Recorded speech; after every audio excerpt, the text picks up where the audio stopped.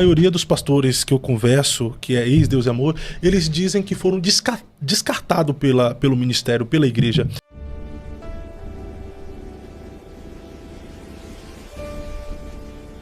Pastor, o senhor foi diretor da Igreja Pentecostal Deus e Amor e saiu e iniciou o projeto que é a IPCN. Foi logo logo quando o senhor saiu da Deus e Amor, depois houve uma ruptura da Deus e Amor, porque a maioria dos pastores que eu converso, que é ex-Deus e Amor, eles dizem que foram descartados pelo ministério, pela igreja. Existia isso mesmo por parte da diretoria, de descartar os obreiros, assim, de não valorizar os obreiros? Eu não vou defender Deus e Amor, não vou defender igreja nenhuma, mas dado ao crescimento das igrejas, às vezes a gente comete o erro de trazer gente para pastorear que não está preparado. Gente que não está preparado para o momento. E quando a pessoa não está preparado, em nome do crescimento da igreja, você vai ter que trocar esse obreiro. No caso da Deus e Amor, cresceu com muita gente e aí foi abrindo igreja. Quando eles viram que alguns estavam tomando decisões erradas, logo tiveram que tomar decisões que para os que estão de fora é uma decisão errada. Isso é um ponto. Mas também tem o ponto de não valorizar. Eu vou contar experiências minhas. Vou contar uma situação aqui. Eu nunca falei isso aqui também. E eu não exponho nada nas redes sociais. Até porque o meu público, eu não foquei o público Deus e Amor. Eu foquei... Porque os que são da Deus e Amor, na primeira reunião que eu fiz, quando eu fui abrir igreja, veio mais de 100 pessoas. Eu perguntei o que eles pensavam de uma igreja. E coloquei todas as minhas ideias. 90 ficou na Deus e Amor. Eu já cansei de conversar com irmãos e falar, ó, eu não acho que você é a pessoa errada, só que a pessoa errada, a pessoa certa no lugar errado é igual a errado. Deixa eu te perguntar, essas lâmpadas aqui são 110 ou 220? 110 ou 220, Léo? 110. Se tivesse uma rede aqui de 220 e eu colocasse uma lâmpada 110, o que ia acontecer? Ia queimar. Ele não é bom de eletricista. A lâmpada 110 no 220 queima. Só que a lâmpada 220... Um curto-circuito, né? A lâmpada 220 no 110, ela acende fraquinha. O que tem de errado? Não é nem a lâmpada e nem a rede, é o lugar. Tem gente que não nasceu para ser da Assembleia. Tem gente que não nasceu para ser da Deus e Amor. E tem gente que não nasceu para ser de outra igreja, vai ter que morrer dentro da Deus e Amor. Então, eu tinha que ter a habilidade de conversar com a pessoa, qual que era o pensamento dela, dizer, não, minha irmã, fica lá. É lá, porque tem algumas coisas que vamos divergir aqui que não vai dar certo. E nessa divergência, a gente vai ter duas visões, e duas visões dentro de uma igreja é divisão. Não vai funcionar. Então, eu prefiro estar aqui fora, com a minha visão, do que está dentro dividido. O maior problema é os que estão divididos dentro da casa. Não é os que estão fora que seguem o caminho, o projeto de Deus. Esse é o maior problema. Eu vou te falar uma das coisas que também me fez repensar. Eu tive 10 revelações dentro da Deus e Amor, de irmãos que me viam em outra igreja. 10. É claro que eu vou falar isso, quem é da Deus e Amor vai dizer, não, é mentira, tal. Mas o que os outros falam, para mim, não importa. E eu relutei muito contra a saída Deus e Amor, a minha saída. O senhor foi mais um descartado ou foi opcional? Não. Eu relutei. Não, aliás, quando eu saí, eu estava na melhor posição que alguém podia estar. Diretor. Diretor e pastor da segunda maior igreja, Rio de Janeiro. Aí não tinha como o senhor ser descartado, o senhor que descartava, né? Assim, ó. A segunda maior igreja da Deus e Amor é Rio de Janeiro. Eu fui pastor de lá. Eu fui pastor de Cuiabá, fui pastor em todo o estado do Paraná, fui pastor em Belo Horizonte, todo o estado de Belo Horizonte, e fui para a segunda maior igreja da Deus e Amor. E fui membro da diretoria. Era uma fila que milhares de pessoas estavam querendo entrar para chegar. Só que quando Deus começou a falar comigo, eu fiz uma abertura. E uma das coisas que marcou bastante, eu não sei se o Davi Neto falou nisso quando veio aqui, ou se citou, e muitas coisas na Deus e Amor pode ser melhorada. Eu acho que a igreja também tem esse momento. E uma das coisas é o auxílio aos pastores. Como é que funcionava a Deus e Amor? O mesmo salário que alguém ganhava em Ivaiporã, a primeira igreja de Deus e Amor que eu dirigi foi em Ivaiporã, tem 30 mil habitantes. Era o mesmo que alguém que dirigia uma capital ganhava.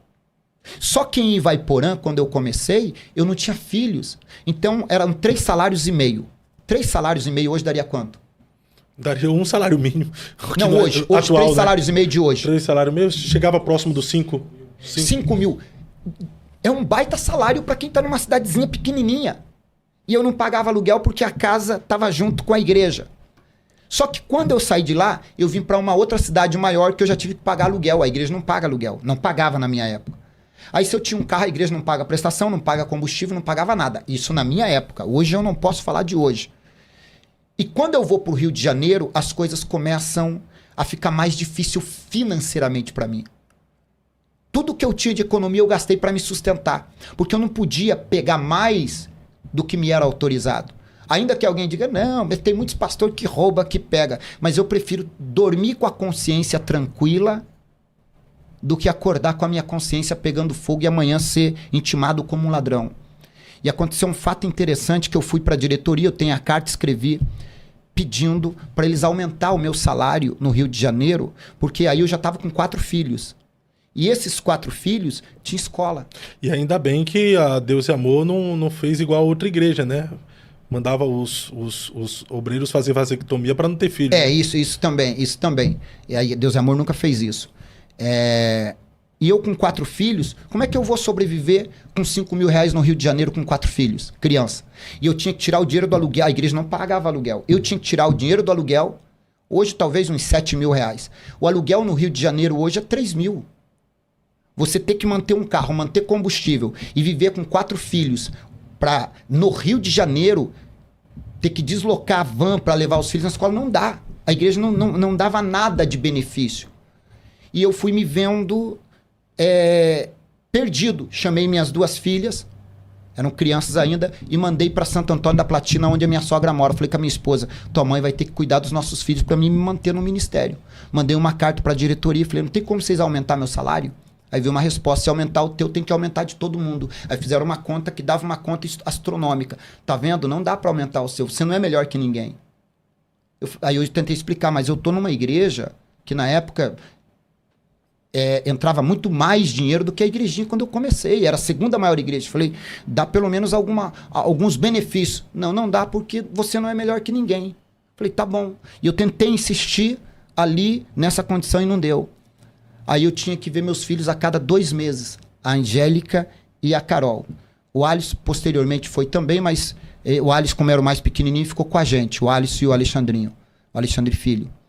Um dia minha esposa foi visitar a minha sogra e ela ligou para mim e falou assim, amor, a Angélica tá indo mal na escola. E eu acho que ela vai reprovar. Eu falei pra ela assim, diga pra ela que se ela passar de ano, eu vou fazer um sacrifício, eu vou conseguir o dinheiro, vou comprar uma bicicletinha pra ela, eu vou dar uma bicicleta se ela passar de ano. Aí no outro dia minha esposa ligou e falou, amor, eu tava passando em frente da loja e vi uma bicicleta rosinha e falei, Angélica, teu pai falou que se você for aprovada de ano, passar de ano, ele vai te dar uma bicicleta. Ela ficou toda feliz e de repente ela desabou e falou, não mãe, diga pro pai que eu não quero uma bicicleta. Diga pro pai que se eu passar de ano, eu quero morar com ele.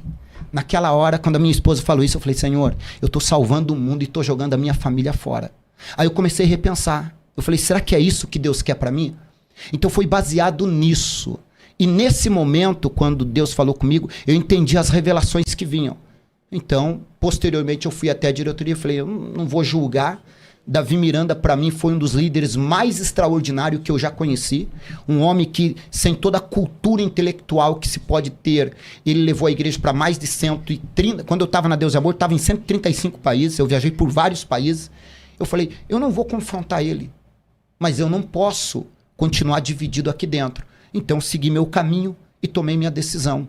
Eu me senti como o Elias na beira do ribeiro de Querite. Deus fez secar o ribeiro, Deus fez o pão parar de vir para eu poder ir atender uma viúva. E aí é onde eu começo.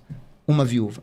Para mim, Deus falou, o Elias estava lá diante do rei profetizando. Outro dia estava sustentando uma viúva. Então, para mim, foi isso. E foi quando eu comecei. Por 15 anos, sofri muito.